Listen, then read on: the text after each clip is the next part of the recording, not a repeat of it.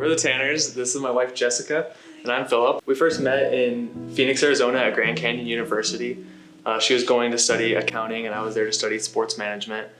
We dated for 2 years at school. We became really serious really fast, which was something that we both didn't really expect, and we knew that we were going to get married right away. So we decided to take summer classes so we could get married sooner. So we cut off a year of schooling.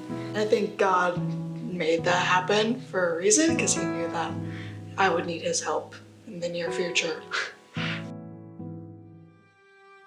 September 26th, it was a Tuesday, just a regular day. Got ready for work, going down my car, got in my car, felt super dizzy, super lightheaded, and I'm pretty tough and I just try to ignore it, but God just really spoke to me and he was just like, get out of the car, you need help.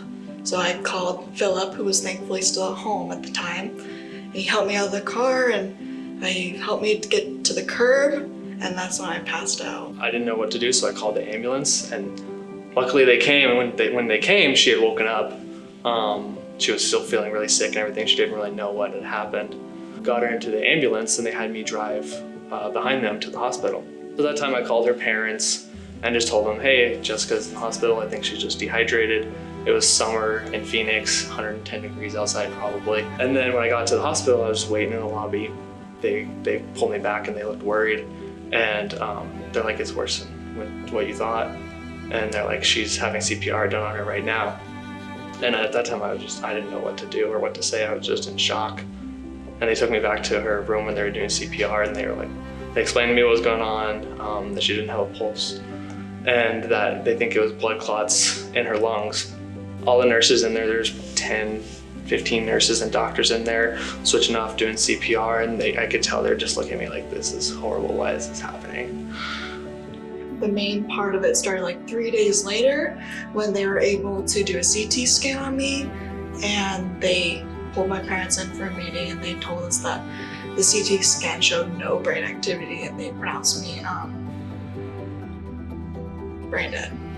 At that time I was just angry with God. I was like, why would he do this? I've always been told growing up in a Christian home, like God does everything for a reason. I'm like, what is the reason for this?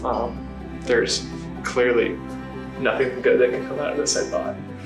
At this point, the story pretty much went viral, and so there was all those people there, and we were getting messages from people in like China and Australia and stuff, from like YWAM groups that were praying for me, and I remember later thinking like, how the heck did people in Australia hear about this? And it was all over Facebook, and there's hundreds and hundreds of people praying for me that night.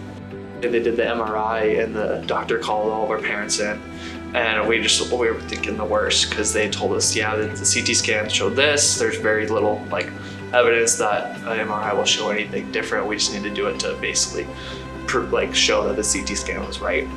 And the doctor came in and said the MRI looked pretty good.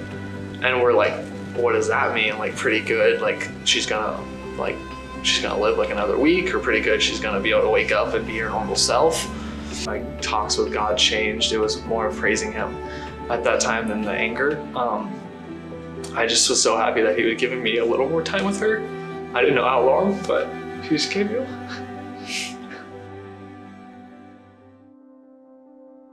Basically the doctor explained it to us that yes, she has a 2% chance of living, but she'll probably be in this hospital for the next year. Then she started gradually waking up. I know most of the time in the movies we see someone waking up from a coma. It's just like they wake up and they're just like, oh hey. This was not the case in hers. She just gradually woke up over a few days. But at that time, I was actually completely blind when I woke up. So a lot of the time I was just hallucinating things. So I couldn't really discern reality from thinking I was still in a dream. Waking up, I remember looking over and seeing my dad, and he told me what happened.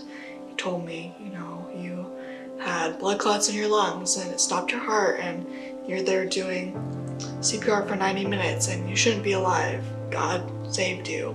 It was like hearing a story that was happening to someone else. I was really scared that first day, but then God just covered me with this supernatural grace and peace. I never really freaked out or got upset or cried. I just knew that if God rose me from the dead, literally, that all this other stuff would be no problem. I couldn't talk, I couldn't eat, I couldn't walk, and God just gave me this peace.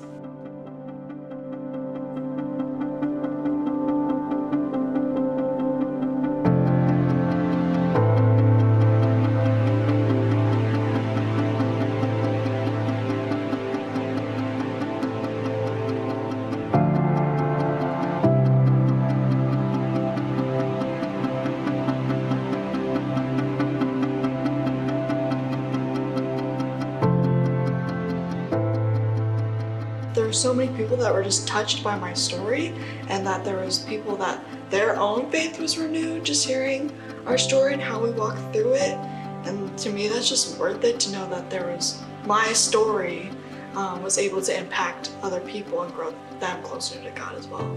Obviously, we wouldn't wish this kind of suffering on anyone, but if you are going through some kind of suffering today, just know that God is going to be with you through it all, no matter the outcome, no matter the situation. I know that Keith talks a lot about how God's always with us through our suffering. He's not watching from behind or watching from in front of us. He's right there next to us, and I really felt that during the time I was in the hospital, just this overwhelming just peace and comfort from God. And I just know that He was right there next to me, and that there was nothing to fear during that time, because I knew that He would just take care of me.